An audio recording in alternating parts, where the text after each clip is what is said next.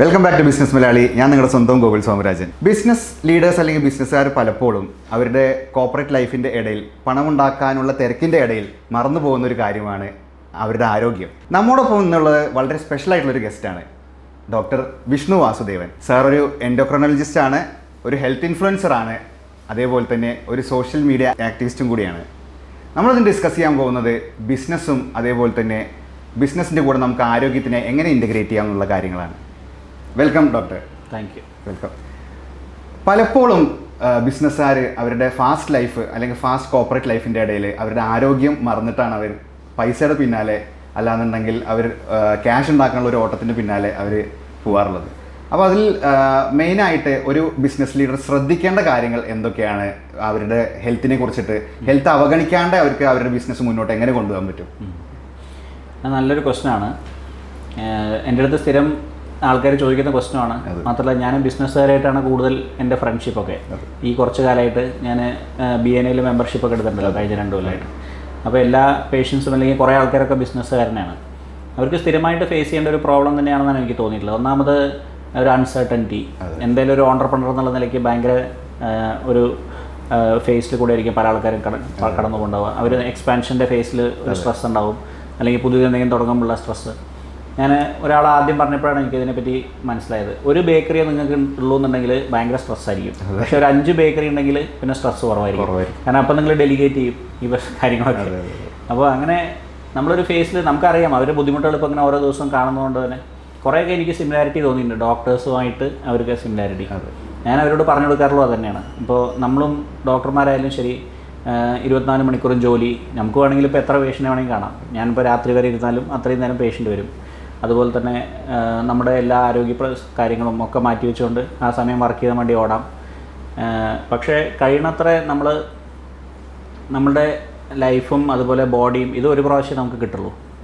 നമുക്ക് ഈ ഉള്ളത് മാത്രമേ ഉള്ളൂ. മറ്റേതൊക്കെ നമുക്ക് എപ്പോൾ വേണമെങ്കിലും ഉണ്ടാക്കാൻ പറ്റും, ഇപ്പോൾ മാറ്റാം. പക്ഷേ നമ്മുടെ ടൈമും അതുപോലെ തന്നെ നമ്മളുടെ ഹെൽത്തും ഇത് രണ്ടും ഒരു പ്രാവശ്യം പോയി കഴിഞ്ഞാൽ പിന്നെ നമുക്ക് തിരിച്ചു കിട്ടാൻ പറ്റില്ല. അപ്പോൾ ഈ 2 കാര്യങ്ങളെ പ്രയോറിറ്റൈസ് ചെയ്യുക എന്നുള്ളതാണ്. നമ്മളെല്ലാം പ്രയോറിറ്റീസ് ആണല്ലോ.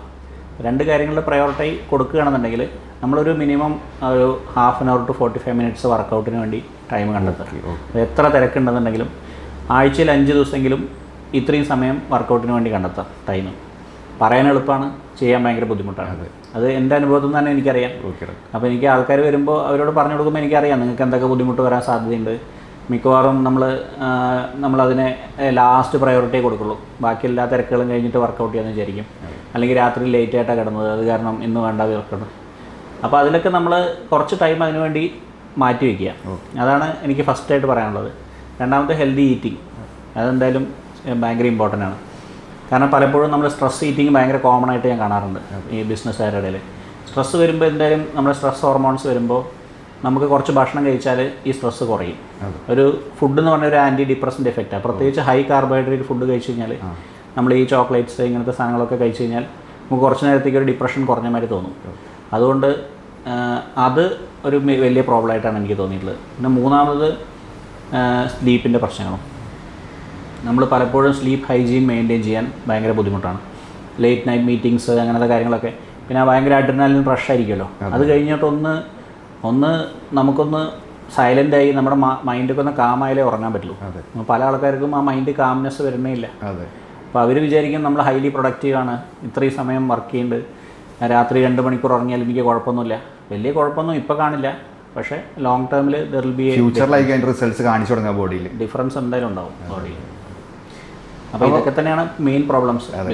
അപ്പോൾ എനിക്ക് തോന്നിയിട്ടുള്ളത് എന്താ വെച്ച് കഴിഞ്ഞാൽ നമുക്ക് നമ്മുടെ ജനിക്കണ നിമിഷം മുതൽ നമ്മൾ മരിച്ച് അവസാനത്തെ ശ്വാസം നമ്മുടെ റിലീസ് ആവണ വരെ നമ്മുടെ 3 സാധനങ്ങളേ ഉണ്ടാവുള്ളൂ.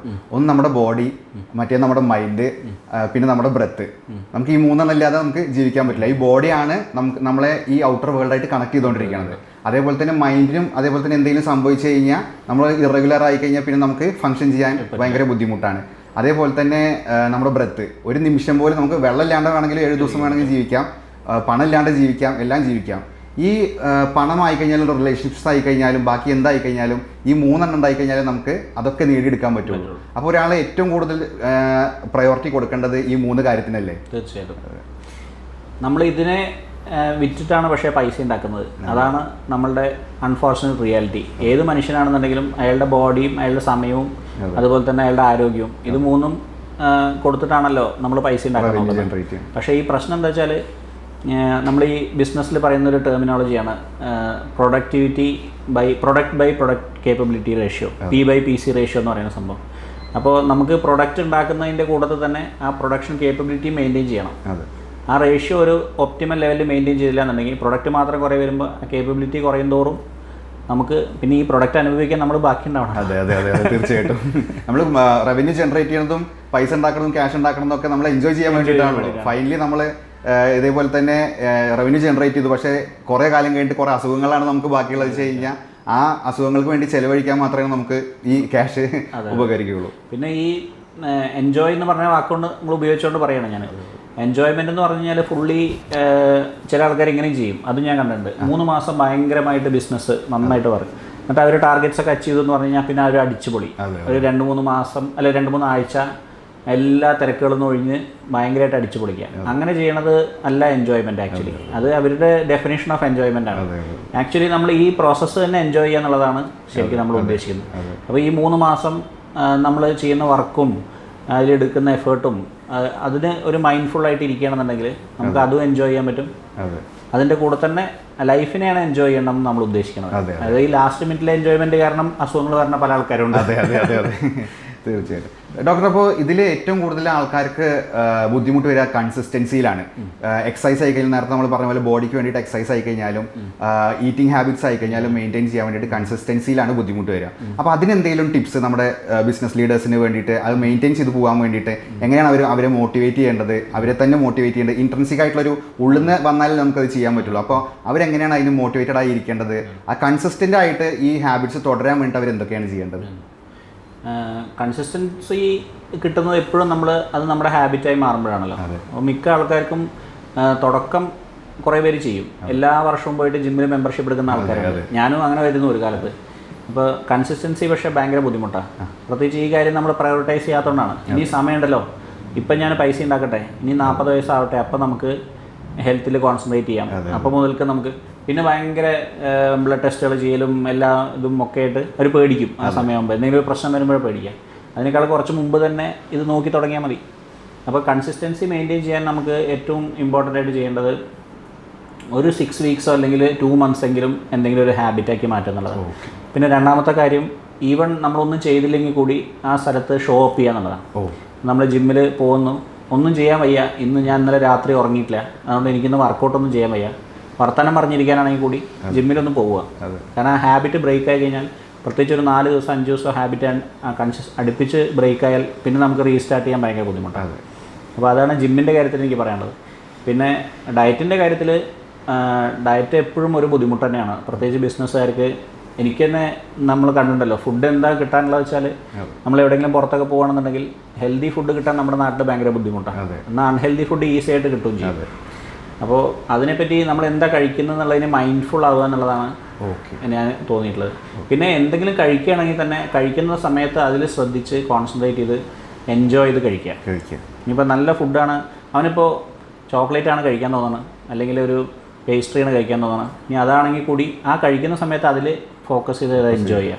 അത് എൻജോയ് ചെയ്ത് കഴിക്കുകയാണെന്നുണ്ടെങ്കിൽ എനിക്ക് തോന്നുന്ന കുറേ പ്രശ്നങ്ങൾ അതിൽ തീരും. വേറെ വർക്കിൽ ഫോക്കസ് ചെയ്യാണ്ട് നമ്മൾ മൈൻഡ്ഫുൾ ആയിട്ട് ഈ ഭക്ഷണം ഏതാണോ നമ്മൾ കഴിക്കണത് കഴിച്ച് കഴിഞ്ഞാൽ കോൺസെൻട്രേറ്റ് ചെയ്യുക. അപ്പം നമ്മളത് ഓവർ ഈറ്റ് ചെയ്യില്ല ഒന്നാമത്. പിന്നെ ഭയങ്കര സ്വീറ്റ് ആണോ എന്നുള്ളത് നമ്മൾ ആ സമയത്ത് ശ്രദ്ധിക്കും. അപ്പോൾ ഒരുപാട് സ്വീറ്റ് ചെയ്യണമെന്നുണ്ടെങ്കിൽ അടുത്ത പ്രാവശ്യത്തേക്ക് വേണമെങ്കിൽ നമുക്ക് കാലറി കണ്ടന്റ് കുറവുള്ള, കാർബ് കുറവുള്ളത്, മറ്റേത് എന്താ കഴിച്ചെന്ന് ഓർമ്മയുണ്ടാവില്ല. ഉച്ചയ്ക്ക് ഭയങ്കര ബിസിനസ് തിരക്കായിരുന്നു, അതിൻ്റെ ഇടയിൽ അവന് സമയം കിട്ടിയില്ല, അതിൻ്റെ ഇടയിൽ കൂടെ എന്തെങ്കിലുമൊക്കെ ഇങ്ങനെ കഴിച്ചു. പിന്നെ എന്താ നമ്മൾ കഴിക്കുന്നത്, എന്താ ഉള്ളിലേക്ക് ചെല്ലുന്നതെന്ന് അറിയില്ല. അപ്പോൾ കഴിക്കുന്ന സമയത്ത് കഴിക്കുന്നതിൽ കോൺസെൻട്രേറ്റ് ചെയ്യുക. വർക്കൗട്ട് ഒരു 45 മിനിറ്റ്സ് എങ്കിലും അതിനുവേണ്ടി മാറ്റി വയ്ക്കാം. ഉറങ്ങുന്നതിലും അതേപോലെ തന്നെ ഈ ഒരു കാര്യത്തിൽ നമ്മളൊരു 5 hours എങ്കിലും ഉറങ്ങാൻ വേണ്ടി ശ്രമിക്കുക ഡെയിലി. ഐഡിയൽ എന്ന് പറഞ്ഞാൽ 7 hours ആണ്, പക്ഷേ അറ്റ്ലീസ്റ്റ് ഒരു 5 hours എങ്കിലും. അതും ആ സമയത്തുണ്ടാകുന്ന നമ്മളുടെ ഈ പറയുന്ന ഡിസ്റ്റർബൻസസ്, അതായത് മൊബൈൽ ഫോൺ അല്ലെങ്കിൽ പിന്നെ TV. ഞാൻ പറയുന്നത് എപ്പോഴും കിടക്കാൻ പോകുന്നതിന് മുമ്പ് ഒരു അരമണിക്കൂറെങ്കിലും ബുക്ക് വായിക്കണം എന്നാണ്. തീർച്ചയായും ബുക്ക് വായിച്ചാൽ 2 ഗുണങ്ങളാണ്. എന്തെങ്കിലുമൊക്കെ നമുക്ക് ഗുണമുള്ള കാര്യങ്ങൾ കിട്ടുകയും ചെയ്യും, രണ്ടാമത്തത് നന്നായി ഉറക്കം വരികയും ചെയ്യും. മിക്ക ആൾക്കാർക്കും ബുക്ക് വായിച്ചാൽ വേഗം ഉറക്കം വരില്ല. പക്ഷെ മൊബൈൽ നോക്കി ഉറക്കം വരില്ല. മൊബൈൽ വേണമെങ്കിൽ നമുക്ക് എത്ര നേരം വേണമെങ്കിൽ നോക്കിയിരിക്കാം. അത് കാരണമായിരിക്കും കുറേ ആൾക്കാർക്ക് ഉറക്കം നഷ്ടപ്പെടുന്നത്. അപ്പോൾ കൈയെത്തുന്ന ദൂരത്ത് മൊബൈൽ വെക്കരുതെന്നാണ് ഐഡിയലി. എനിക്ക് ചിലപ്പോൾ പറ്റാറില്ല. എന്നെ ഡോക്ടർ ആയതുകൊണ്ട് തന്നെ ചിലപ്പോൾ രാത്രി ആരെങ്കിലും വിളിക്കുന്നുള്ള പേടി.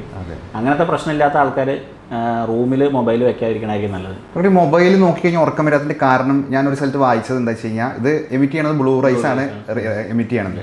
അപ്പോൾ സൺലൈറ്റ് എപ്പോഴാണോ ഉള്ളത് ആ ആകാശത്തിൻ്റെ കളറാണ് നമ്മുടെ കണ്ണിലേക്ക് ഇതായിക്കൊണ്ടിരിക്കുന്നത്. അപ്പോൾ മെലാറ്റോണിൻ ഇവിടെ പ്രൊഡക്ഷൻ ഉണ്ടാവില്ല. ആ സാധനത്തിന് പകരം നമ്മൾ ഡിം ലൈറ്റിൽ ഇതേപോലെ ഡോക്ടർ പറഞ്ഞ പോലെ ബുക്കോ കാര്യങ്ങളോ വായിച്ചു കഴിഞ്ഞാൽ പെട്ടെന്ന് ഉറക്കം വരുന്ന ആ ഹാബിറ്റല്ലേ നമ്മൾ ശരിക്കും ഫോം ചെയ്യേണ്ടത്. ഒരു 2 മണിക്കൂർ മുമ്പെങ്കിലും സ്ക്രീന് കട്ട് ചെയ്യണം. ഉറങ്ങാൻ പോകുന്നതിന് മുമ്പ് 2 മണിക്കൂർ മുമ്പെങ്കിലും. അപ്പോൾ നമ്മൾ പല ആൾക്കാരൊന്നും പലതും ഇങ്ങനെ കേട്ടിട്ടുണ്ടാവും. 7 മണിക്ക് ശേഷമാണ് 7 വെച്ച് എസ് വെച്ച് നമുക്ക് ഈ കുറേ കാര്യങ്ങൾ പറയാം. ഞാനിപ്പോൾ ഈ പറഞ്ഞ പല കാര്യങ്ങളും എസ് വെച്ച് പറയാം. അതായത് ഷുഗർ കഴിയുന്നത്ര കുറയ്ക്കുക, സ്നാക്സ് കഴിയുന്നത്ര കുറയ്ക്കുക, അത് രണ്ടും എസ് ആണല്ലോ. പിന്നെ 7 PM ശേഷം ഭക്ഷണം കഴിക്കാതിരിക്കുക, അതും എസ് ആണ്. പിന്നെ സ്ലീപ്പിന് 2 മണിക്കൂർ മുമ്പ് സ്ക്രീൻ ടൈം കട്ട് ചെയ്യുക. അപ്പോൾ ഇതൊക്കെ എസ് ആണ്. എസ് വെച്ച് നമുക്ക് ഇതൊക്കെ ഓർത്തിരിക്കാം ഈ കാര്യങ്ങൾ. ഇതൊക്കെയാണ് ജനറലി പറയാനുള്ളത്. 100% ഇത് പാലിക്കാനൊന്നും ആരെക്കൊണ്ടും പറ്റില്ല എന്നാണ്, അതാണ് സത്യം. അപ്പോൾ ആ സത്യവും നമ്മൾ മനസ്സിലാക്കണം. ആരും ചെയ്യണ്ടാവില്ല ഇതുപോലെ. ഇങ്ങനെ ചെയ്യണം എന്നുണ്ടെങ്കിൽ അവനൊന്നുമില്ലെങ്കിൽ യൂസഫ് അലീനൊക്കെ പോലെ അത്ര വലിയ ആളായിരിക്കും, അത്ര വിൽ പവർ ഉള്ള ആളായിരിക്കണം. വിൽ പവർ മാത്രമല്ല, പിന്നെ അവർക്കൊക്കെ ഒന്നും മോണിറ്റർ ചെയ്ത് പോയാൽ മതി. മറ്റേത് ആക്ച്വൽ ബിസിനസ്മാൻ അല്ലേ, നമ്മൾ ശരിക്കുള്ള ഓണ്ടർപ്രണർ എന്ന് പറഞ്ഞാൽ പ്രത്യേകിച്ച് ഒരു മീഡിയം ലെവൽ ബിസിനസ് ഒക്കെ ചെയ്യുന്ന ആൾക്കാരാണെങ്കിൽ അവർക്ക് എന്തായാലും സ്ട്രെസ്സും ഉണ്ടാവും പല കാരണങ്ങളുണ്ട്. പിന്നെ അതിന് പോരാത്തതിന് ഫാമിലി പ്രശ്നങ്ങൾ കുറേ ആൾക്കാർക്ക് അവരുടെ ബിസിനസ്സും ഫാമിലിയും കൂടി ബാലൻസ് കിട്ടാനുള്ള ഭയങ്കര ബുദ്ധിമുട്ടുണ്ടാവും. അതൊക്കെ സ്ട്രെസ്സിനുള്ള റൂട്ട് കോസാണ്. ഇതൊക്കെ നമുക്ക് കുറേ മൈൻഡ്ഫുൾനെസ് വെച്ചിട്ട് നമുക്കിത് കുറേ ചെയ്യാൻ പറ്റും. അപ്പം ഈവൻ നമ്മൾ കുട്ടികളുടെ കൂടെ അരമണിക്കൂറെ സ്പെൻഡ് ചെയ്യുന്നുണ്ടെങ്കിൽ ആ അരമണിക്കൂർ നമ്മൾ കുട്ടികൾക്ക് വേണ്ടി മാത്രം മാറ്റി വയ്ക്കാം. അതൊക്കെ മൈൻഡ്ഫുൾനെസ്സിൻ്റെ ഭാഗമാണ്. കുറേ സമയം സ്പെൻഡ് ചെയ്യേണ്ട ആവശ്യമൊന്നുമില്ല. കുട്ടികൾക്ക് ആ ഒരു അരമണിക്കൂർ കിട്ടിയാൽ മതി. വൈഫിനോടാണെന്നുണ്ടെങ്കിലും അരമണിക്കൂർ നമ്മൾ അവരുടെ കൂടെ സ്പെൻഡ് ചെയ്യുന്നെങ്കിൽ ആ ഫുൾ ടൈം നമ്മുടെ മൈൻഡും എല്ലാം അവർക്ക് വേണ്ടി മാറ്റി വയ്ക്കാം. അപ്പോൾ നമ്മുടെ ഹാബിറ്റ്സ് ഫോം ചെയ്യണതിൽ പെർഫെക്ഷൻ നോക്കാണ്ട് നമുക്ക് ഇന്ന് നമ്മൾ എന്താണോ അതിനെക്കാട്ട് കുറച്ചുകൂടി നാളെ ഇമ്പ്രൂവ് ആവാൻ വേണ്ടി മാത്രം നമ്മൾ ശ്രമിച്ചിട്ട് ആ ഹാബിറ്റ് ബിൽഡ് ചെയ്യുക. ആ journey it's A continuous journey. ഇതൊരു മാരത്തോൺ ആണല്ലോ. നമ്മളൊരു സ്പ്രിന്റ് ഓടുന്ന മാതിരി ഓടിയിട്ട് കാര്യമില്ല. അപ്പോൾ മാരത്തോണായിട്ട് പതുക്കെ ഇന്നലത്തേക്കാളും ബെറ്റർ, നിങ്ങൾ പറഞ്ഞ പോലെ തന്നെ ഇന്നലത്തേക്കാളും ബെറ്റർ ഇന്നെന്ന് മാത്രം ഉറപ്പിച്ചാൽ മതി. ആ ജേർണി അതിൻ്റെ ഇടയിൽ പക്ഷേ സ്നേക്ക് ആൻഡ് ലാഡർ കളിക്കുന്ന പോലെ ചിലപ്പോൾ പെട്ടെന്ന് പാമ്പ് കടിച്ച് താഴേക്ക് വന്നുകൂടാന്നില്ല. അപ്പോൾ യു കീപ് ഓൺ ആ അപ്സ് ആൻഡ് ഡൗൺസ് നമ്മൾ എൻജോയ് ചെയ്ത് കീപ് ഓൺ വാക്കിംഗ്. ഡോക്ടർ, പിന്നെ ഡോക്ടർ ഇപ്പോൾ കുറേ പേഷ്യൻസ് ഡോക്ടറെ അറ്റൻഡ് ചെയ്യുന്നുണ്ടാവും, ഡോക്ടറെ കാണുന്നുണ്ടാവും, ഡോക്ടറെ അടുത്ത് കൺസൾട്ടേഷന് വരുന്നുണ്ടാവും. അതിൽ മെയിനായിട്ട് ബിസിനസ്സുകാർക്ക് കണ്ടുവരുന്ന അസുഖങ്ങൾ ഏതൊക്കെയാണ്? അങ്ങനെ ബിസിനസ്സുകാർക്ക് മാത്രമായിട്ടൊരു അസുഖം അങ്ങനെ ഒരു സംഭവമൊന്നുമില്ല. എല്ലാ ജോലിയിലും സ്ട്രെസ് ഉണ്ട്. ഇപ്പം ഞാൻ ആലോചിക്കുന്നത് ഒരു ടീച്ചറാണെങ്കിൽ ഇപ്പം എന്താ സ്ട്രെസ് എന്ന് ഞാൻ വിചാരിച്ചിട്ടുണ്ടായിരുന്നു. ഭയങ്കര സുഖമല്ലേ പഠിപ്പിക്കുക കുറച്ച് സമയമല്ലേ. പക്ഷേ ടീച്ചർമാരോട് സംസാരിക്കുമ്പോൾ അവർക്ക് നല്ല സ്ട്രെസ് ഉണ്ട്. അവരുടേതായ പ്രശ്നങ്ങൾ ഒരുപാടുണ്ട്. പ്രത്യേകിച്ച് ഒരു ഹെഡ് മാസ്റ്ററൊക്കെ ആയിക്കഴിഞ്ഞാൽ അയാൾക്ക് ഭയങ്കര സ്ട്രെസ്സാണ്. അയാൾക്ക് വരാത്ത അസുഖങ്ങളൊന്നുമില്ല. അതുപോലെ തന്നെ വേറൊരു ഗ്രൂപ്പ് ഗവൺമെൻറ് ഉദ്യോഗസ്ഥർ. ഞാൻ വിചാരിച്ചു ഗവൺമെൻറ് ഉദ്യോഗസ്ഥർക്കൊക്കെ ഭയങ്കര സുഖമല്ലേ. അതൊക്കെ നമ്മുടെ പണ്ടത്തെ കൺസെപ്റ്റാണ്. ഇപ്പോഴത്തെ എൻ്റെ പേഷ്യൻസ് ഗവൺമെൻറ് ജോലിക്കാർക്ക് ഭയങ്കര സ്ട്രെസ്സാണ്. അവർക്ക് ഒരുപാട് പ്രശ്നങ്ങളുണ്ട്. എല്ലാ ഭാഗത്തും പ്രഷറാണ്. പ്രത്യേകിച്ച് ഒരു പഞ്ചായത്ത് ഉദ്യോഗസ്ഥൻ അല്ലെങ്കിൽ കോർപ്പറേഷൻ, മുനിസിപ്പാലിറ്റി എന്നൊക്കെ പറഞ്ഞു കഴിഞ്ഞാൽ അവർക്ക് 100 കൂട്ടം തലവേദനകളാണ്. അപ്പോൾ എല്ലാവർക്കും ഉള്ള ബുദ്ധിമുട്ടുകളൊക്കെ തന്നെ ഞാൻ ബിസിനസ്സുകാർക്ക് കണ്ടിട്ടുള്ളൂ. അവർക്ക് മാത്രമേ സ്പെഷ്യലായിട്ടൊന്നും കണ്ടിട്ടില്ല. പിന്നെ കുറച്ച് കൂടി നേരത്തെ വരുന്നുണ്ടോയെന്നൊരു സംശയമുണ്ട്. അത് ചിലപ്പോൾ എനിക്ക് തോന്നുന്നത് ബിസിനസ്സുകാർ കുറച്ചുകൂടി അവെയർ ആയിരിക്കും. അവർ ഈ വർഷം അവർ ഫുൾ ബോഡി ചെക്കപ്പും കാര്യങ്ങളൊക്കെ ചെയ്യുന്നത്. അപ്പോൾ കുറേ കാര്യങ്ങളൊക്കെ അവർ നേരത്തെ പിക്കപ്പ് ചെയ്യുന്നുണ്ടാവും. Disease, life style disease comparatively കൂടുതലാണെന്ന് വിചാരിക്കാം. അങ്ങനെ അപ്പോൾ എനിക്ക് കറക്റ്റ് ഡാറ്റയൊന്നും അറിയില്ല. പക്ഷേ എൻ്റെ പേഷ്യൻസിൽ ഞാൻ അങ്ങനെ ഒരു ഒബ്വിയസ് ഡിഫറൻസ് ഒന്നും ഫീൽ ചെയ്തിട്ടില്ല. ബിസിനസ്സുകാർക്കും ബാക്കിയുള്ളവർക്ക് ഉണ്ടാകുന്ന പോലത്തെ പ്രശ്നങ്ങളൊക്കെ തന്നെയാണ് അധികം. നമ്മൾ ഇപ്പോൾ ഡയറ്റിനെ കുറിച്ച് സംസാരിച്ചു. ഇപ്പോൾ ഈ ഫാസ്റ്റ് പേസ്ഡ് ആയിട്ടുള്ള കോർപ്പറേറ്റ് ലൈഫിൽ ഇപ്പോൾ ചിലർ ഭയങ്കരമായിട്ട് ട്രാവൽ ചെയ്യണവരുണ്ടാവും, പല ഹോട്ടലുകളിൽ നിന്നും കഴിക്കണവരുണ്ടാവും. അപ്പോൾ അവർ മിനിമം അവർക്ക് ശ്രദ്ധിക്കാൻ പറ്റുന്ന ഹാബിറ്റ്സ് എന്തൊക്കെയാണ്? ടൈമിങ്സ് ഫുഡിൻ്റെ എങ്ങനെയൊക്കെയാണ് അവർ കഴിക്കേണ്ടത്? അതേപോലെ ഏതൊക്കെ ഫുഡ്സാണ് അവർ ഓപ്റ്റ് ചെയ്യേണ്ടത്? ഏതൊക്കെ ഫുഡ്സ് അവർക്ക് ഒഴിവാക്കാൻ പരമാവധി ശ്രമിക്കാൻ പറ്റും എന്നുള്ളതാണ് അറിയുന്നത്. നമ്മൾ ട്രാവൽ ചെയ്യുമ്പോൾ ഇതൊരു ബുദ്ധിമുട്ട് തന്നെയാണ്. കുറേ ആൾക്കാർക്ക് നമ്മുടെ പ്രത്യേകിച്ച് ഇങ്ങനെ ഇൻ്റർനാഷണൽ ട്രാവൽ എന്നൊക്കെ പോകുന്ന ആൾക്കാർക്ക് ടൈം സോണിലെ മാറ്റങ്ങൾ അതൊക്കെ സ്ട്രെസ് ലെവൽസ് കൂട്ടുന്ന കാര്യങ്ങളാണ്. ജെറ്റ് ലാഗ് ഉണ്ടാവും, അതിനെക്കൊണ്ട് തന്നെ നമ്മൾ കഴിക്കുന്ന ഭക്ഷണത്തിൻ്റെ ഇത് മാറും. ഉറക്കം മാറി മാറി വരികയാണെന്നുണ്ടെങ്കിൽ ഒബിസിറ്റി വരാനുള്ള ചാൻസ് കൂടുതലാണ്.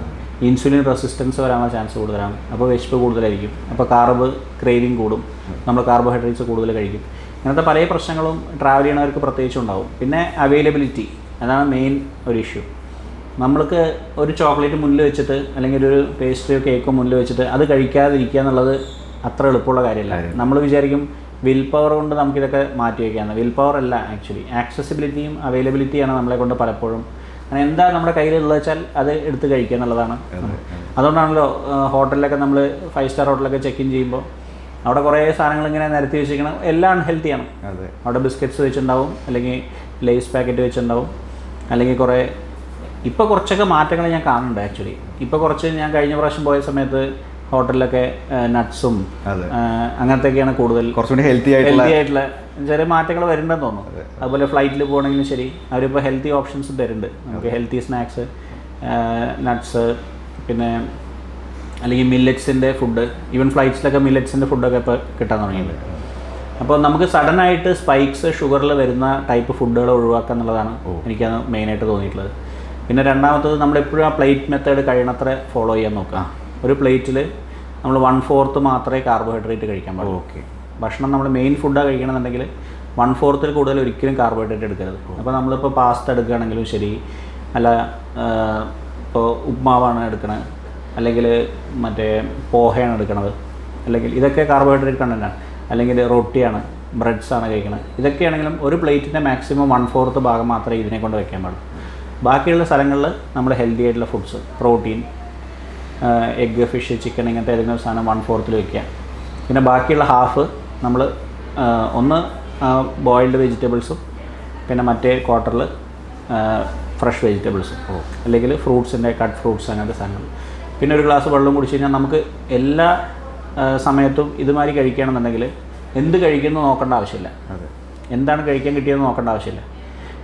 കഴിക്കാൻ കിട്ടുന്ന സാധനങ്ങൾക്കൊക്കെ നമുക്ക് ഈ ഒരു പ്രപ്പോർഷൻ മെയിൻറ്റെയിൻ ചെയ്യാൻ പറ്റും. അപ്പോൾ ഈ പ്രപ്പോർഷന് മാത്രം കോൺസെൻട്രേറ്റ് ചെയ്യുക, അല്ല ഏത് ഫുഡ് കഴിക്കുന്നു എന്നുള്ളതിനെ പറ്റി വല്ലാതെ കോൺസെൻട്രേറ്റ്. ഞാൻ ആൾക്കാർ എന്നോട് ചോദിക്കും, സാർ എനിക്ക് ഷുഗർ ഉണ്ട്, ഏതൊക്കെ ഭക്ഷണങ്ങളാണ് ഞാൻ അവോയ്ഡ് ചെയ്യേണ്ടത്? അങ്ങനെ സംഭവമില്ല. ഭക്ഷണങ്ങൾ അവോയ്ഡ് ചെയ്യുക എന്നുള്ളൊരു സാധനമില്ല. എല്ലാ ഫുഡുകൾക്കും അതിൻ്റേതായ ഗുണങ്ങളും ദോഷങ്ങളും ഉണ്ട്. അപ്പോൾ നമ്മൾ പ്രപ്പോർഷൻ മാത്രം മെയിൻറ്റെയിൻ ചെയ്യുക എന്നുള്ളതാണ് ഞാൻ ഉദ്ദേശിക്കുന്നത്. പിന്നെ നമുക്ക് രണ്ടാമതൊരു സീക്വൻസും ചെയ്യാൻ പറ്റും. അതായത് എപ്പോഴും വിശക്കുമ്പോൾ ആദ്യം കാർബോഹൈഡ്രേറ്റ് കഴിക്കാതെ ആദ്യം പ്രോട്ടീനും പിന്നെ ഈ വെജിറ്റബിൾസും സാലഡ്സും ഒക്കെ ആദ്യം കഴിക്കാം. എന്നിട്ട് പിന്നെ ലാസ്റ്റ് പാർട്ടായിട്ട് മാത്രമേ ചോറ്. സെക്കൻഡ് സെർവിങ് ഒരിക്കലും എടുക്കരുത്. അതാണ്. ഡയബറ്റീസും തൊക്കെയുള്ള ആൾക്കാരാണെന്നുണ്ടെങ്കിൽ ഡെസേർട്ട് എടുക്കാതിരിക്കണതാണ് നല്ലത്. ഡെസേർട്ട് എടുക്കുകയാണെങ്കിൽ അവർ ഇനിയിപ്പോൾ എന്തെങ്കിലും ഐസ്ക്രീമോ അങ്ങനത്തെ എന്തെങ്കിലും കഴിക്കുകയാണെങ്കിൽ അത് ഈ 2 മെയിൻ മീൽസിന് ഇടയ്ക്ക് കഴിക്കണം നല്ലത്. ഭക്ഷണം കഴിച്ച് കഴിഞ്ഞാൽ ഉടനെ തന്നെ ഡെസേർട്ട് കഴിക്കുന്നത് കുറച്ച് റിസ്ക് തന്നെയാണ്. അപ്പോൾ നല്ലോണം ഷുഗർ അടിച്ചു കയറും. പിന്നെ ഡോക്ടറുടെ തന്നെ ഞാനൊരു കണ്ടന്റ് കണ്ടിട്ടുണ്ടായിരുന്നു, നമ്മുടെ സ്റ്റൊമക്കിൻ്റെ അളവിൻ്റെ ഒരു കാര്യം. സാധാരണ ആൾക്കാരുടെ ഒരു ധാരണ എന്ന് പറഞ്ഞു കഴിഞ്ഞാൽ ഈ ഏരിയ മുഴുവനും നമ്മുടെ ഒരു സ്റ്റൊമക്കാണ്. പക്ഷേ റിയലി അത് എങ്ങനെയാണ് സ്റ്റൊമക്കിൻ്റെ ഒരു അളവ് എത്രയാണ് വരുന്നത്? എങ്ങനെയാണ് നമ്മളതിൽ ഫുഡ് മെയിൻറ്റെയിൻ ചെയ്യേണ്ടത് സ്റ്റൊമക്കിൻ്റെ ഉള്ളിൽ? നമ്മുടെ ബോഡിയുടെ പല പാർട്സും ഭയങ്കര ഒരു എന്താ പറയുക, ബലൂണൊക്കെ പോലെ വികസിക്കാൻ കഴിവുള്ള ഓരോ പാർട്സാണ്. അപ്പോൾ ഈ വയറിൻ്റെ സൈസ് ഞാൻ പറഞ്ഞത് മെജോറിറ്റി ആൾക്കാർക്കുള്ള സൈസാണ്, ഒരു നോർമലി ഉള്ള ആൾക്കാർക്കുള്ള സൈസ്. പക്ഷേ ഭയങ്കര തടി കൂടുതലുള്ളവരോ അല്ലെങ്കിൽ കുറേ കാലമായിട്ട് ഭക്ഷണം കൂടുതൽ കഴിക്കുന്ന ആൾക്കാർക്കൊക്കെ വയറിൻ്റെ സൈസ് അതിനനുസരിച്ച് വികസിക്കുകയും ചെയ്യും. അപ്പോൾ തുടക്കത്തിൽ പെട്ടെന്ന് തന്നെ ഇത് അവർക്ക് നടത്തിക്കൊള്ളുന്നില്ല. അതുകൊണ്ട് ഡയറ്റ് മാത്രം, ഇപ്പോൾ ഞാൻ സ്മോക്കിംഗ് ഇതായിട്ട് കമ്പയർ ചെയ്ത് പറയാറുണ്ട്. സ്മോക്കിംഗ് നിങ്ങൾക്ക് നിർത്തണം എന്ന് ആഗ്രഹം ഉണ്ടെങ്കിൽ ഒറ്റയടിക്ക് നിർത്തണം. അതിങ്ങനെ കുറച്ച് കൊണ്ടുവരിക എന്നുള്ള പരിപാടി നടക്കില്ല. ഇന്ന് വരെ ഞാൻ ഒരാളെയും കണ്ടിട്ടില്ല ഈ കുറച്ച് കൊണ്ടുവന്നിട്ട് സ്മോക്കിംഗ് നിർത്തണം.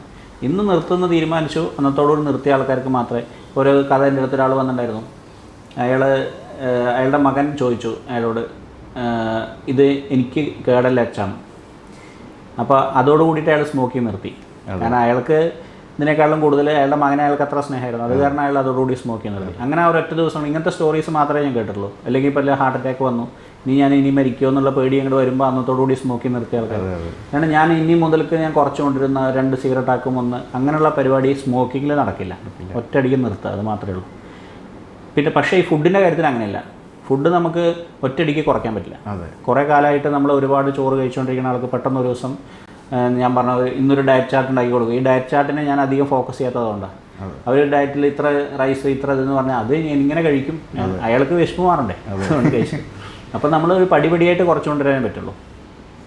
അപ്പോൾ ഇത്രയും കാലം കഴിച്ചുകൊണ്ടിരുന്നത് നിങ്ങൾ 3 കോരി ചോറ് എടുക്കുമായിരുന്നെങ്കിൽ ഇപ്രാവശ്യം 2 ആക്കുക, എന്നിട്ട് 1 കോരിയാക്കുക. ആക്ച്വലി നമുക്ക് 1 കോരി ചോറേ ആവശ്യമുള്ളൂ. ഒരു നേരം 1 കോരി ചോറിനേക്കാളും കൂടുതൽ ഒരു മനുഷ്യനും ആവശ്യമില്ല. ഓക്കെ. നമ്മൾ ഈ സദ്യക്കൊക്കെ പോയിട്ട് ഒരു പ്ലേറ്റ് നിറച്ച് ചോറ് കഴിക്കുക, അല്ലെങ്കിൽ ഇല നിറച്ച് ചോറ് കഴിക്കുക, ഇങ്ങനത്തെ സംഭവങ്ങൾ ഇനിയിപ്പോൾ ഓണക്കാലമാണല്ലോ വരാൻ പോകുന്നത്. അവർ കൊണ്ടുവന്ന് ഇങ്ങനെ തട്ടുകയാണ് ചോറ് കൊണ്ടുവന്നിട്ട് പ്ലേറ്റിൽ കൊണ്ടുവന്ന്. അത് തന്നെ 2ാമതും 3ാമതും വാങ്ങുന്ന ആൾക്കാർ എന്തിനാണ് ഇവർ ഇത്രയും ചോറ് കഴിക്കണമെന്ന് എനിക്കിതുവരെ മനസ്സിലായിട്ടുള്ളത്. ഞാൻ ചോറ് കഴിച്ചിട്ടുണ്ടായിരുന്നു എന്ന് വെച്ച് കഴിഞ്ഞാൽ എൻ്റെ 18 വയസ്സിൽ 19 വയസ്സിലൊക്കെ ചിലപ്പോൾ കഴിച്ചിട്ടുണ്ടാവുമായിരിക്കും. അതിനുശേഷം നമ്മളതിന് ശേഷം വലിയ അധ്വാനമൊന്നുമില്ല. അന്നൊക്കെ കോളേജിൽ തിരിഞ്ഞ് കളിച്ച് നടക്കുന്ന സമയമാണ്, രാവിലെ മുതൽ വൈകുന്നേരം വരെ ഓടി നടക്കും.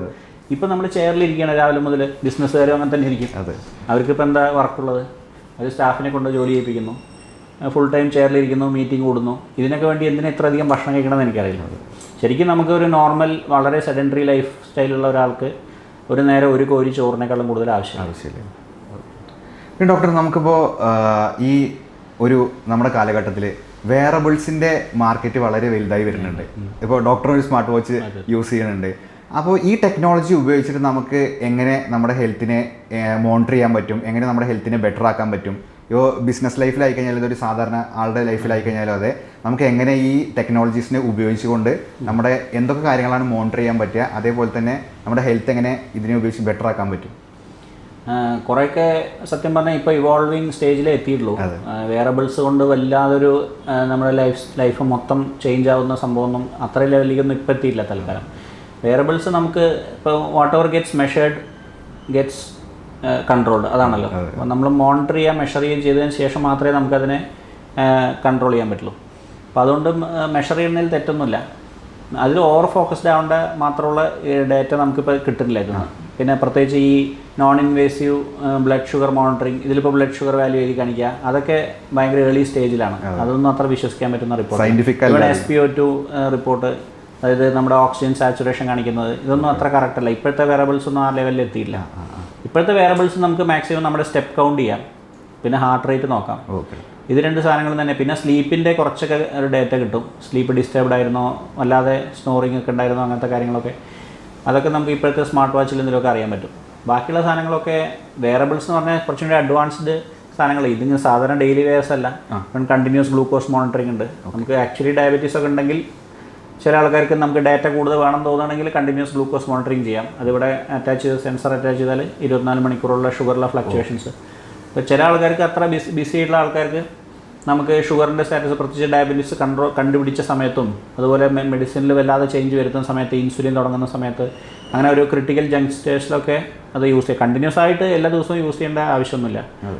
പിന്നെ എനിക്ക് മെയിനായിട്ട് തോന്നിയിട്ടുള്ളത്, ഇതിനെപ്പറ്റി ഫൈനലി പറയാനുള്ളത്, നമ്മൾ ഒരു റോബോട്ടല്ല മനുഷ്യൻ. അതെ. ഇപ്പോൾ നമുക്ക് ഈവൻ കുറേ ഡാറ്റ കിട്ടിയാൽ കൂടി അത് ഫൈനലി ആ ഡാറ്റേൻ്റെ മുകളിൽ നമുക്ക് എന്തെങ്കിലും ആക്ഷൻ എടുത്തില്ലെങ്കിൽ ആ ഡാറ്റയൊക്കെ വേസ്റ്റാണ്. അതെ. അപ്പോൾ ഈ ഡാറ്റ പലപ്പോഴും ആൾക്കാരെ പാനിക് ആക്കുന്നുണ്ടോ? അപ്പോൾ എക്സാമ്പിൾ ഗൂഗിളിൽ ഒരാൾ പനിയുടെ കാര്യം ഇതായി കഴിഞ്ഞാൽ അവർക്ക് കൂടിയ മാരകമായ രോഗങ്ങളായിരിക്കും. ക്യാൻസർ ആണെന്ന് ചിലപ്പോൾ ക്യാൻസർ ആയിരിക്കാം എന്നൊക്കെ പറയും. അപ്പോൾ കഴിഞ്ഞ ദിവസം ഞാൻ ഇന്ന് തന്നെ ഒരു ന്യൂസ് വായിച്ചത്, ChatGPT ഒരുത്തനെ സൂയിസൈഡ് ചെയ്യാൻ വേണ്ടി ചെയ്തുവല്ലോ. കുറേ ഡിസ്കസ് ചെയ്തു, ഇമോഷണൽസ് ഒക്കെ സംസാരിച്ചു കുറേ കാലം ആ പയ്യനോട്. അത് കഴിഞ്ഞ് ഫൈനലി അവനെ സൂയിസൈഡ് ചെയ്യാനുള്ള ടെക്നീക്സ് ഒക്കെ പറഞ്ഞു കൊടുത്തു. ലാസ്റ്റ് അവൻ കമ്മിറ്റ് ചെയ്തു സൂയിസൈഡ്. ഇപ്പോൾ OpenAIയുടെ ഹെഡിനൊക്കെ കേസ് കൊടുത്തിട്ടുണ്ട് അവർ കമ്പനി. അപ്പോൾ ഇപ്പോഴത്തെ ടെക്നോളജിക്കൽ അഡ്വാൻസസ് അതിനെ കൊണ്ടുള്ള ഡിസഡ്വാൻറ്റേജസും ഉണ്ട്. ഇങ്ങനത്തെ സാധനങ്ങളും പ്രശ്നമാണ്. ഇത് നമ്മൾ ചിലപ്പോൾ കൂടുതൽ പാനിക്കാവും. ഇതിലെ വാല്യൂസിൻ്റെ നമ്മൾ അതിൽ മൈന്യൂട്ടായിട്ട് ശ്രദ്ധിച്ച് ഓരോ ഷുഗർ വാല്യൂ നോക്കി അതിനെ അഡ്ജസ്റ്റ് ചെയ്ത് അങ്ങനെ ആകുമ്പോൾ പിന്നെ അവന് ജീവിക്കാൻ സമയം ഉണ്ടാവില്ല. പിന്നെ ഫൈനലി നമുക്ക് ജീവിതത്തിന് ഗുണകരമാക്കിയിട്ടെങ്കിലേ കാര്യമുള്ളൂ. നമുക്ക് ജീവിതത്തിൽ ഗുണം നടന്നില്ല എന്നുണ്ടെങ്കിൽ പിന്നെ ഇതൊക്കെ വേസ്റ്റാണ്. ഇപ്പോൾ ഒരു ഡോക്ടറുടെ ഹെൽപ്പോട് കൂടിയിട്ടല്ലാതെ, അല്ലെങ്കിൽ നിങ്ങൾക്ക് വിശ്വാസമുള്ള ഒരു ഡോക്ടറെ കാണിച്ചിട്ട്, ഈ പറഞ്ഞ പോലെ ഇത് മിസ്യൂസ് ചെയ്യുന്ന ഒരുപാട് ആൾക്കാരുണ്ട്. നമ്മളിപ്പോൾ അവനെ പേടിപ്പിക്കാനുള്ള ഉദ്ദേശത്തോടു കൂടി ചെയ്യുന്ന ആൾക്കാരുണ്ടാവും പല ആൾക്കാരും. നമുക്കിങ്ങനെ ലോകത്ത് പല ആൾക്കാരുണ്ട്, പല ടൈപ്പ്. അപ്പോൾ നല്ല പർപ്പസിൽ നല്ല രീതിയിൽ ഉപയോഗിച്ചാൽ ടെക്നോളജി നമ്മളെ ഹെൽപ്പ് ചെയ്യും. അല്ലാതെ ചിലപ്പോൾ ആളെ ബുദ്ധിമുട്ടിലാക്കാനോ അത് തന്നെ മതി. ഡോക്ടർ, അപ്പോൾ ഈ ഇത്രയും ഫാസ്റ്റ് പേസ്ഡ് ആയിട്ടുള്ള കോർപ്പറേറ്റ് ലൈഫിൽ ഇപ്പോൾ ഈ സ്ട്രെസ് കാരണം തന്നെ പലർക്കും പല രോഗലക്ഷണങ്ങളും കാണിക്കാൻ തുടങ്ങും. പക്ഷെ അവരത് ഇഗ്നോർ ചെയ്യാറുണ്ട്. അങ്ങനെ ഇഗ്നോർ ചെയ്യാൻ പാടില്ലാത്ത എന്തൊക്കെ സിംറ്റംസ് ആണ് ബോഡി നമുക്ക് കാണിച്ചു തരിക? ഒരുപാട് സിംറ്റംസ് ഉണ്ട്. അങ്ങനെ ജനറലി പറയുകയാണെന്നുണ്ടെങ്കിൽ ഇപ്പം ഞാനിപ്പോൾ ഡയബറ്റീസിൻ്റെ സ്പെഷ്യലിസ്റ്റാണ്. എൻഡോക്രൈനോളജിസ്റ്റ് എന്ന് പറഞ്ഞാൽ ഡയബറ്റീസ് ആണല്ലോ നമ്മളുടെ മെയിനായിട്ട്. അപ്പോൾ ഡയബറ്റീസിൻ്റെ സിംറ്റംസാണ് ഞാനിപ്പോൾ അതിൽ ഫോക്കസ് ചെയ്യാം. ബാക്കി ഹാർട്ട് ഡിസീസ് അങ്ങനത്തെ സാധനങ്ങൾക്കൊക്കെ സിംറ്റംസ് വേറെ വേറെ ഉണ്ടാവും. പക്ഷേ ഡയബറ്റീസിൻ്റെ ഏറ്റവും ഏർലി സിംറ്റം പ്രത്യേകിച്ച് ഇപ്പോൾ വല്ലാതെ കൂടിയിട്ട് നമുക്ക് മൂത്രം കൂടുതൽ ഒഴിക്കേണ്ടി വരും, അല്ലെങ്കിൽ വെയിറ്റ് കുറയാൻ തുടങ്ങും, അങ്ങനത്തെ സ്റ്റേജൊക്കെ എത്തിയാൽ പിന്നെ ഡയബറ്റീസ് എന്തായാലും കണ്ടുപിടിക്കും. അത് മിസ്സാവാനുള്ള സാധ്യതയൊന്നുമില്ല. നമുക്ക് കുറച്ചുകൂടി ഏർലി സ്റ്റേജിൽ കണ്ടുപിടിക്കണം എങ്ങനെയാണെന്ന് വെച്ചാൽ, എൻ്റെ അടുത്ത് കോമൺ ആയിട്ട് വരുന്നൊരു സിംറ്റം റിയാക്റ്റീവ് ഹൈപ്പോഗ്ലൈസീമിയ എന്ന് പറയുക. അതായത് ഷുഗർ കുറഞ്ഞു പോവുക. പല ആൾക്കാരും എൻ്റെ അടുത്ത് വന്ന് പറയാറുണ്ട്, സാർ എൻ്റെ അടുത്ത് പണ്ടൊക്കെ എനിക്ക് ഷുഗർ കുറവായിരുന്നു, എപ്പോൾ നോക്കിയാലും ഷുഗർ കുറവായിരിക്കും, പക്ഷേ ഇപ്പോൾ ആണെങ്കിൽ ഡയബറ്റീസ് വന്നു. അപ്പോൾ ആ ഷുഗർ കുറയുന്ന സ്റ്റേജിൽ അവരെന്ത് ചെയ്യും, പഞ്ചസാര കൂടുതൽ കഴിക്കും. എന്തായാലും ഷുഗർ എന്തായാലും കുറവാണല്ലോ, അപ്പോൾ ധാരാളം കഴിക്കാം, എല്ലാ ചോക്ലേറ്റും കഴിക്കാം, എന്തും കഴിക്കാൻ തോന്നും. പക്ഷേ ഈ റിയാക്റ്റീവ് ഹൈപ്പോഗ്ലൈസീമിയ എന്ന് പറഞ്ഞാൽ ആക്ച്വലി ഡയബറ്റീസിൻ്റെ ഒരു പ്രീ മോണിറ്ററാണ്. അതായത് നമ്മൾ ഭക്ഷണം കഴിച്ച് കഴിഞ്ഞ ഉടനെ ഷുഗർ കുറഞ്ഞു പോകുന്നത്. അപ്പോൾ ഭക്ഷണം കഴിക്കുമ്പോൾ എന്താ സംഭവിക്കുന്നത് വെച്ചാൽ, നമ്മൾ ഭക്ഷണം കഴിക്കുമ്പോൾ കറക്റ്റായിട്ട് അതേ സമയത്ത് ഇൻസുലിനും വരണം അല്ലേ. അപ്പോൾ ഭക്ഷണം കഴിച്ച് കഴിഞ്ഞാൽ ഷുഗർ കൂടും, ബ്ലഡിൽ ഗ്ലൂക്കോസ്, അതിൻ്റെ കൂടെ തന്നെ ഇൻസുലിനും കൂടണം. അതാണ് നോർമൽ ഫിസിയോളജി. പക്ഷേ ഇതിലെന്താ സംഭവിക്കുന്നത് വെച്ചാൽ പാൻക്രിയാസ് വീക്കായി ഉണ്ടാവും അയാളുടെ. അപ്പോൾ ഷുഗർ കൂടും, ഗ്ലൂക്കോസ്, ആ സമയത്ത് ഇൻസുലിൻ വരില്ല. പിന്നെ കുറച്ച് കഴിഞ്ഞ് ഷുഗർ കുറയാൻ തുടങ്ങുന്ന സമയത്ത് ഇൻസുലിൻ വരും. അപ്പോൾ ഷുഗർ ഡൗൺ ആയി പോകും. അപ്പോൾ രാവിലെ ഭക്ഷണം കഴിച്ച് കഴിഞ്ഞാൽ ഉച്ചയ്ക്ക് ഒരു 11 മണി ആ സമയത്ത് ഭയങ്കര ക്ഷീണം, അപ്പോൾ നോക്കുമ്പോൾ ഷുഗർ കുറവ്. അത് കാണുമ്പോൾ ആൾക്കാർ വിചാരിക്കും എനിക്ക് ഷുഗർ കുറവാണ്, അപ്പോൾ കുറേ പഞ്ചസാരയൊക്കെ വലിച്ചു കയറി കഴിക്കും. ഇതൊരു ഭയങ്കര കോമൺ സിംറ്റമാണ്. അത് ബിസിനസ്സുകാരുടെ ഇടയിലുണ്ട്. രാവിലെ എണീറ്റിട്ട് അവർ നല്ല ഹെവി ബ്രേക്ക്ഫാസ്റ്റോ അല്ലെങ്കിൽ ഇതൊക്കെ കഴിച്ച് കഴിഞ്ഞാൽ അതിനുശേഷം 11 മണി 11:30 ആകുമ്പോൾ ഒരു ഷുഗർ ഡൗൺ ആവണം, ക്രാഷ് ആവുന്നത്. ഇതാണ് റിയാക്റ്റീവ് ഹൈപ്പോഗ്ലൈസീമിയ. ഈ സമയത്ത് ഇത് ശ്രദ്ധിച്ചില്ലെങ്കിൽ ഈ സമയത്ത് മിക്കവാറും അയാൾക്ക് തടി കൂടുതലുണ്ടാവും, അബ്ഡോമിനൽ ഒബിസിറ്റി ഉണ്ടാവും, അതുപോലെ തന്നെ ഇൻസുലിൻ റെസിസ്റ്റൻസിൻ്റെ ഫീച്ചേഴ്സ്, ഈ കഴുത്തിൻ്റെ ബാക്കിൽ കറുപ്പ് നിറം ഉണ്ടാവും.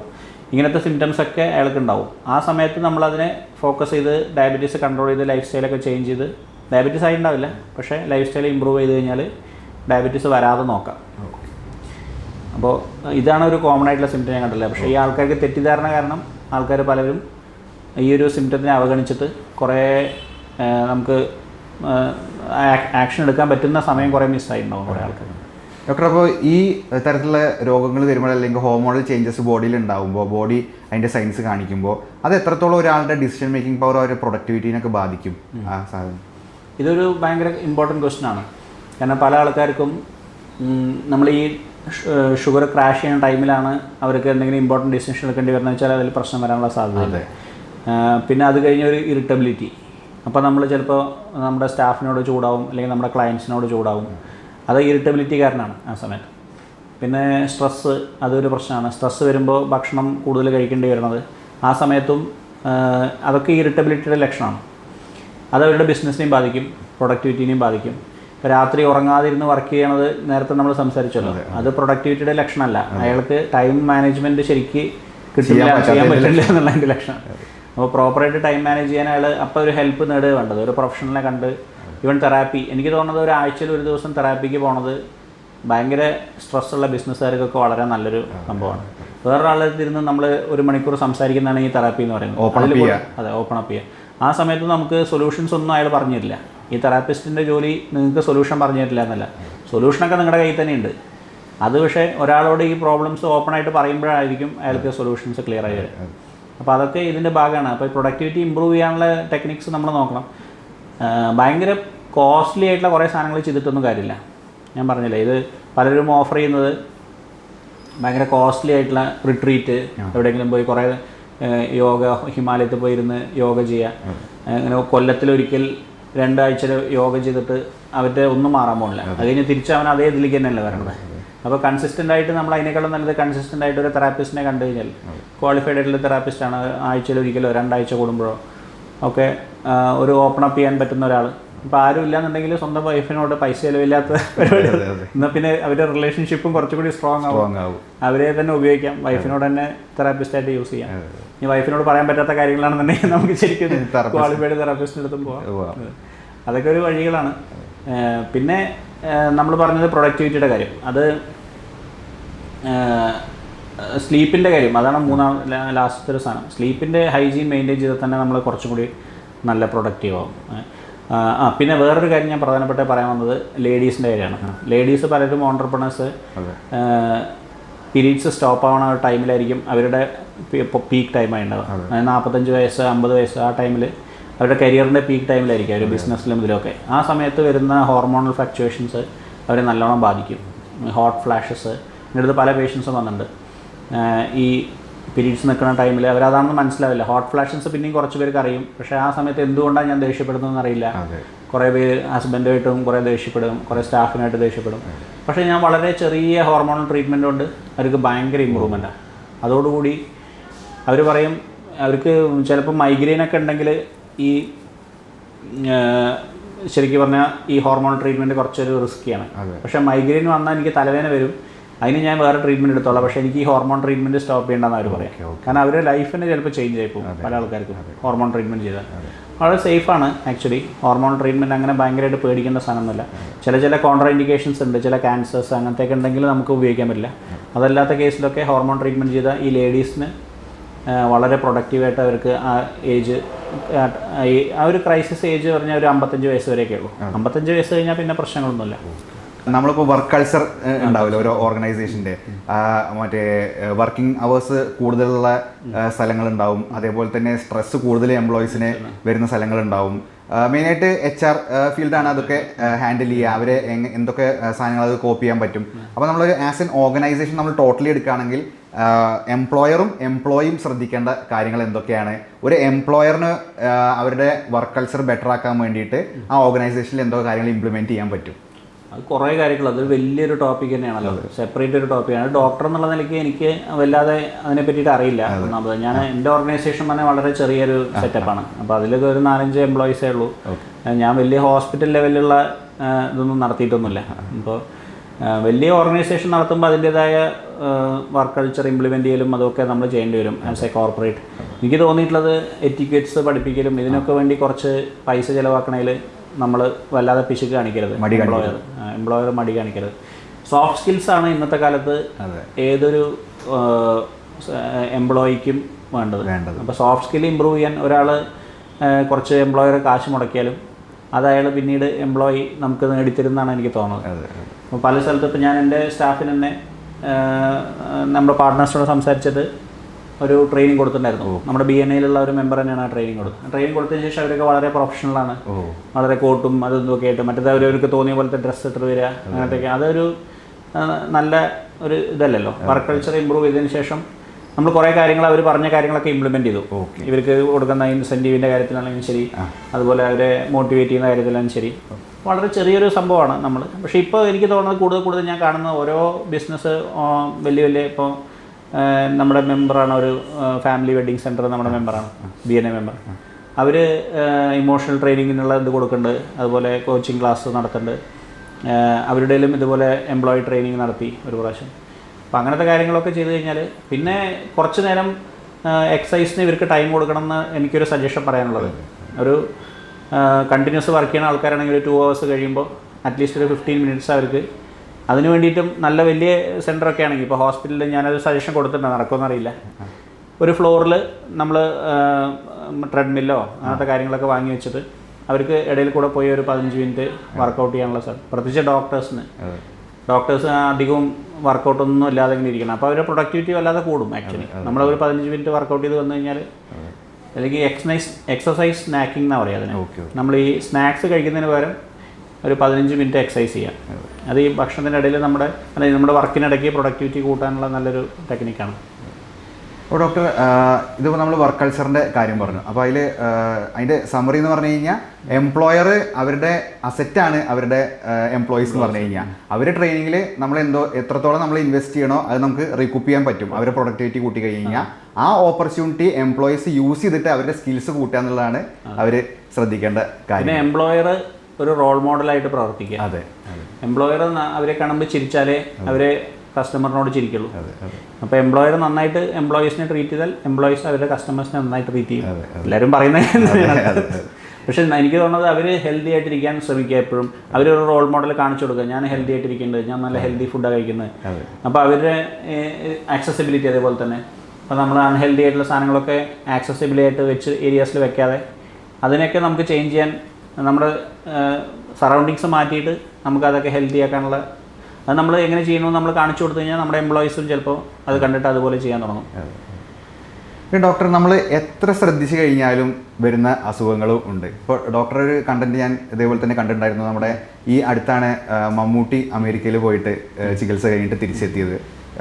അപ്പോൾ അത് നമ്മളെങ്ങനെയാണ് അതിനോട് കോപ്പ് ചെയ്യാൻ പറ്റുക? നമുക്ക് എത്ര ശ്രദ്ധിച്ചാലും നമുക്ക് ഇതേപോലെ തന്നെ അസുഖങ്ങൾ വരികയാണെങ്കിൽ ആ ടൈമിൽ നമ്മൾ ശ്രദ്ധിക്കേണ്ട കാര്യങ്ങൾ എന്തൊക്കെയാണ്? അതിൻ്റെ മുന്നേ നമ്മൾ പ്രിക്കോഷൻസ് എടുക്കേണ്ടത് എന്തൊക്കെ രീതിയിലാണ്? അത് ഞാൻ ആ വീഡിയോയിൽ തന്നെ ചെറുതായിട്ട് പറഞ്ഞിട്ടുണ്ടായിരുന്നു. കുറേ കാര്യങ്ങൾ നമുക്ക് മാറ്റാൻ പറ്റുന്നതാണ്. അതിനെയാണ് നോൺ മോഡിഫയബിൾ റിസ്ക് ഫാക്ടേഴ്സ് എന്ന് പറയുക. പ്രായം കൂടുന്നത് നമുക്ക് മാറ്റാൻ പറ്റില്ല. അതുപോലെ തന്നെ മെയിലാണെങ്കിൽ കുറേ അസുഖങ്ങൾ വരും, ഫീമെയിലാണെങ്കിൽ കുറേ അസുഖങ്ങൾ വരും. അത് നമുക്ക് ഏജിനനുസരിച്ചും ഇതൊക്കെ അതിനുള്ള റിസ്ക് കൂടുതലാണ്. പിന്നെ ജെനറ്റിക്സ്, അച്ഛനെയും അമ്മയും നമുക്ക് മാറ്റാൻ പറ്റില്ല. അപ്പോൾ ജെനറ്റിക്സ് നമുക്ക് മാറ്റാൻ പറ്റില്ല. ഇതൊക്കെ ഭാവിയിൽ ചിലപ്പോൾ മാറിക്കൂടാന്നില്ല, പക്ഷേ ഇപ്പോഴത്തെ സ്ഥിതിയിൽ നോൺ മോഡിഫയബിൾ ആണ് ഈ റിസ്ക് ഫാക്ടേഴ്സൊക്കെ. അപ്പോൾ അതുകൊണ്ട് ഫൈനലി എനിക്ക് ജനറലായിട്ട് ഇതിനെപ്പറ്റി പറയാനുള്ളതെന്ന് വെച്ചാൽ, അസുഖം വന്നു കഴിഞ്ഞാൽ അത് ഞാൻ എന്തോ കുറ്റം ചെയ്തിട്ടാണെന്നുള്ള ആ ഒരു സ്വയം കുറ്റപ്പെടുത്തൽ എല്ലാവരും ഒഴിവാക്കണം. നമ്മളുടെ ആരുടെയും മിസ്റ്റേക്ക് കൊണ്ടല്ല നമുക്ക് ഒരു അസുഖം വരുന്നത്. അതുപോലെ നമ്മുടെ മക്കളുടെയും, നമ്മൾ മക്കൾക്ക് ആർക്കെങ്കിലും എന്തെങ്കിലും അസുഖം വന്നാലും അവരെന്തെങ്കിലും തെറ്റ് ചെയ്തിട്ടാണ്. ഇപ്പോൾ ഡയബറ്റീസ് പല ആൾക്കാർക്കും കുട്ടികൾക്ക് വരുന്നത്. കുട്ടികൾക്ക് വരുന്ന ഡയബറ്റീസ് ഒരിക്കലും കുട്ടികളുടെ പ്രശ്നം കൊണ്ടല്ല. അതിന് എന്തായാലും ജെനറ്റിക് ആയിട്ടുള്ള ഫാക്ടർ. കാരണം എത്രകാലം ഭക്ഷണം ഒരു കുട്ടി കഴിച്ചാലും ആ കുട്ടിക്ക് ശരിക്ക് ഡയബറ്റീസ് വരാൻ പാടില്ല. അവരുടെ ബാക്കി എല്ലാ ഓർഗൻസും കറക്റ്റായി വർക്ക് ചെയ്യുന്നുണ്ട്, പാങ്ക്രിയാസ് ഒക്കെ ഹെൽത്തിയാണ്, എല്ലാം കൊണ്ട് നോർമലാണെന്നുണ്ടെങ്കിൽ അവർക്ക് ഒരിക്കലും ഡയബറ്റീസ് വരാൻ പാടില്ല. അങ്ങനെയാണെങ്കിൽ ഇപ്പോൾ നമ്മൾ എത്ര ആൾക്കാർ ഭക്ഷണം എത്ര അധികം കഴിക്കുന്നു. കുട്ടികളാകുമ്പോൾ ഞാൻ തന്നെ കഴിച്ച കണക്ക് ഒരു ഭക്ഷണത്തിനൊന്നും ഒരു കണക്കില്ല. നമ്മൾ പാർട്ടി നടത്തിയിട്ട് എന്താക്കിയിട്ടും നമുക്കാർക്കും ഡയബറ്റീസ് വന്നില്ലല്ലോ. അത് നമ്മളുടെ ഭാഗ്യം എന്നുള്ള പോലെ തന്നെ നമുക്ക് അങ്ങനെ ഒരു ജെനറ്റിക് എൻഡോവ്മെൻറ്റാണ് കിട്ടിയിരിക്കുന്നത്. നമ്മളുടെ ബാങ്ക് ബാലൻസ് നല്ലതാണ്. അതില്ലാത്ത ആൾക്കാരെ നമ്മൾ കളിയാക്കുന്നത് പോലെയാണ്. ഇപ്പോൾ പൈസ ഇല്ലാത്ത ഒരാളെ, ഒരു പൈസയുള്ള ആളെ കളിയാക്കുന്നതിന് തുല്യമാണ് അസുഖം വന്നു കഴിഞ്ഞാൽ നമ്മൾ അതിൻ്റെ പേരിൽ അസുഖമില്ലാത്ത ആളെ കുറ്റപ്പെടുത്തുന്നത്. അപ്പോൾ അയാളെ കുറ്റപ്പെടുത്താൻ പാടില്ല, നമ്മൾ സ്വയം നമ്മളെയും കുറ്റപ്പെടുത്തരുത്. നമുക്കൊരു അസുഖം വന്നാൽ അത് നമ്മുടെ കുറ്റം കൊണ്ടൊന്നുമല്ല. അതിൽ നമ്മൾ ഈ കാണിക്കുന്ന ബിസിനസ്സിൽ കാണിക്കുന്ന അതേ പ്രൊഫഷണലിസം ഈ കാര്യത്തിലും കാണിക്കണം. പിന്നെ ക്വാളിഫൈഡ് ആയിട്ടുള്ള ആളുടെ അടുത്ത് പോകണം. അതാണ് രണ്ടാമത്തെ മെയിൻ സംഭവം. ഇപ്പം കാറ് കെടുന്ന കാർ മെക്കാനിക്കിന് എന്താണ് സംശയം ചോദിക്കാൻ, അല്ലാതെ അപ്പുറത്തെ വീട്ടിലെ ആളോട് നമ്മൾ ചോദിക്കുമോ? അപ്പോൾ ആരാണ് ഈ കാര്യത്തിൽ ഏറ്റവും ക്വാളിഫൈഡ് ആയിട്ടുള്ള ആൾ? അയാളെ കണ്ടിട്ട് അയാൾ പറയുന്ന അഡ്വൈസ് കുറച്ച് മനുഷ്യനെ വിശ്വസിക്കുകയും വേണം. അല്ലേ? മനുഷ്യന്മാർ നമ്മളിപ്പോൾ പറ്റിക്കുന്ന ആൾക്കാർ ഒരുപാടുണ്ട്. തീർച്ചയായും നമ്മുടെ ചുറ്റുമുണ്ട്. ഞാനത് പറയേണ്ട ആവശ്യമില്ല, നിങ്ങൾക്ക് മനസ്സിലായി. അപ്പോൾ നമ്മളെന്നും അത് കാണും, വീഡിയോസ് പല രീതിയിലും കാണും. ഫേസ്ബുക്കിലാണെങ്കിലും നമ്മൾ നേരത്തെ സംസാരിച്ച പോലെ തന്നെ ഫേസ്ബുക്കിൽ, പിന്നെ അതുപോലെ യൂട്യൂബ്, ഇതിലൊക്കെയുള്ള ഓഡിയൻസ് ഡിഫറെൻ്റ് ആണ്. ഇപ്പോൾ ഇൻസ്റ്റാഗ്രാമിൽ ചെറുപ്പക്കാരായതുകൊണ്ട് അവിടെ ഈ കളിയൊന്നും അധികം നടക്കില്ല. പക്ഷേ ഫേസ്ബുക്കിലും യൂട്യൂബിലൊക്കെ റിട്ടയർഡ് ആയിട്ടുള്ള ആൾക്കാരും അവർക്ക് ഇത് ആദ്യമായിട്ട് ഉപയോഗിക്കുന്ന ആൾക്കാരാണ്. ഫേസ്ബുക്ക് ആദ്യമായിട്ട് കാണുന്നവരാണ്, അല്ലെങ്കിൽ യൂട്യൂബ് ആദ്യമായിട്ട് കാണുന്നത്. അവരെ പറ്റിക്കാൻ എളുപ്പമാണ്. പല രീതിയിലും അൺസയൻറ്റിഫിക് ആയിട്ടുള്ള വിശ്വാസങ്ങൾ ഓൾറെഡി ഉള്ള ആൾക്കാരെ പറ്റിക്കാൻ ഭയങ്കര എളുപ്പമാണ്. അപ്പോൾ ഈ പറ്റിക്കാനായിട്ട് ഭയങ്കരമായിട്ട് ഇതിൽ വീഡിയോസും പലരും ഇടുന്നുണ്ട്. അപ്പോൾ ഇങ്ങനത്തെ ആൾക്കാരുടെ വലയിലൊന്നും പോയി വീഴാതെ നമ്മൾ വല്ലാതെ എന്താ പറയുക, നമ്മൾ ഭയങ്കര ഒരു, അതായത് ഇപ്പം വിശ്വസിക്കാൻ പറ്റാത്തൊരു കാര്യം, അതായത് നമ്മളതിന് ഒരു പ്രത്യേക ടെർമിനോളജി പറയും. If something is too good to be true then it is likely not true. ശരിയാണ്. It is too good to be true. നമ്മളെല്ലാവരും പറയുന്നത്, ഏത് ഡോക്ടർ ക്വാളിഫൈഡ് ആയിട്ടുള്ള ആളും പറയുന്നത് ഈ അസുഖം മാറാൻ സാധ്യതയില്ലാന്നോ, ഇതിന് ഇപ്പോൾ ഇതാണ് ട്രീറ്റ്മെൻറ്റ്, ഇൻസുലിനാണ് ട്രീറ്റ്മെൻറ്റ്, അല്ലെങ്കിൽ ഇങ്ങനെ ഓരോ കാര്യങ്ങൾ, അല്ലെങ്കിൽ ഈ ഗുളികൾ നിങ്ങൾ സ്ഥിരമായിട്ട് കഴിക്കേണ്ടി വരും. ഇങ്ങനെ പറയുമ്പോൾ വേറൊരാൾ പറയുകയാണ് അതൊന്നും അല്ല, 3 മാസം മരുന്ന് കഴിച്ചാൽ ഇത് മാറ്റിത്തരാം ഞാനെന്ന് പറയുകയാണെങ്കിൽ മിക്കവാറും അത് ഫോൾസ് ആവാനാണ് സാധ്യത. അയാൾ തട്ടിപ്പാവാനാണ് സാധ്യത. കാരണം 3 മാസം കൊണ്ട് മാറ്റിത്തരാമെന്ന് പറയുന്ന ആളാണെന്നുണ്ടെങ്കിൽ അയാൾക്ക് പിന്നെ നോബൽ പ്രൈസ് എന്തൊക്കെ കിട്ടില്ലേ? തീർച്ചയായും. പിന്നെ ഈ ലോകത്ത് ബാക്കി അമേരിക്കയിലും ഇംഗ്ലണ്ടിലൊക്കെ ഇരിക്കുന്ന ഒരു മണ്ടന്മാരൊന്നുമല്ലോ ഈ ജീവിതകാലം മുഴുവൻ മരുന്ന് ഉപയോഗിക്കുന്നത്, അല്ലേ? അവർക്കും ഇതൊക്കെ അറിയും. ഇവരെ വീഡിയോ കണ്ടിട്ട് എന്തുകൊണ്ടാണ് അവിടുന്ന് ആൾക്കാരൊന്നും വന്ന് ഇതൊന്നും വാങ്ങി അസുഖം മാറ്റാത്തത്? കാരണം ഇത് ഉടായിപ്പാണെന്ന് അവർക്കറിയാം. അതെ. അപ്പോൾ നമ്മൾ ശ്രദ്ധിക്കുക, നമ്മൾ കൂടുതൽ അതിനെക്കുറിച്ച് നന്നായി റിസർച്ച് ചെയ്തതിന് ശേഷം മാത്രം. അതെ, ഈ കാര്യത്തിൽ നമ്മളൊരു ബിസിനസ് സ്റ്റാർട്ട് ചെയ്യുമ്പോൾ എന്തുമാത്രം റിസർച്ച് ചെയ്യും, അതെ അതെ, അതുപോലെ ഒരു റിസർച്ച് നമുക്കൊരു അസുഖം വന്നാലും നമ്മൾ ചെയ്യണം. ആ ഡിസീസിനെ പറ്റി നമ്മൾ നന്നായി പഠിക്കണം. ഇപ്പോൾ ചാറ്റ് GPT ഇതൊക്കെ നല്ല രീതിയിൽ ഉപയോഗിക്കാം. ആർട്ടിഫിഷ്യൽ ഇന്റലിജൻസ് ചോദിക്കുക, നിങ്ങളുടെ ടൈപ്പ് 1 ഡയബറ്റീസിന് എന്താണ് വേൾഡ് വൈഡുള്ള ട്രീറ്റ്മെന്റ്, അതിൽ നോക്കി അറിയും എന്താണ് ട്രീറ്റ്മെന്റ്, പുതിയതുപോലെ കണ്ടുപിടിച്ചിട്ടുണ്ടോന്നൊക്കെ. ചാറ്റ് GPTക്ക് അറിയാത്ത ഏതെങ്കിലും ഒരു സ്വാമി മാത്രം അവനൊരു ചെറിയ വീടുണ്ടാക്കി അവിടെ ചികിത്സ കൊടുക്കുന്നുണ്ടെങ്കിൽ നമ്മൾ പോയി തല വെച്ച് കൊടുക്കാതിരിക്കുക. നമ്മുടെ കോമൺ സെൻസ് നമ്മൾ അതിൽ പോയി പെടാണ്ടിരിക്കുക. അപ്പോൾ തീർച്ചയായിട്ടും ഇന്നത്തെ ഡോക്ടറൊപ്പമുള്ള ഡിസ്കഷനിലൂടെ നമ്മുടെ വ്യൂവേഴ്സിനും നമ്മുടെ ബിസിനസ് ലീഡേഴ്സിനായി കഴിഞ്ഞാലും നല്ലൊരു ധാരണ, നമ്മുടെ ബിസിനസ്സും ആരോഗ്യവും എങ്ങനെ ഒന്നിച്ചു കൊണ്ടുപോകണമെന്ന് ഉള്ളൊരു ധാരണ കിട്ടിയിട്ടുണ്ടാവുമെന്ന് വിശ്വസിക്കുന്നു. വീണ്ടും ഒരു ഇൻഫോർമേറ്റീവ് ആയിട്ടുള്ള ഒരു എപ്പിസോഡായിട്ട് നമുക്ക് വീണ്ടും കാണാം. Thank you doctor. Thank you for your time very much. Thank you.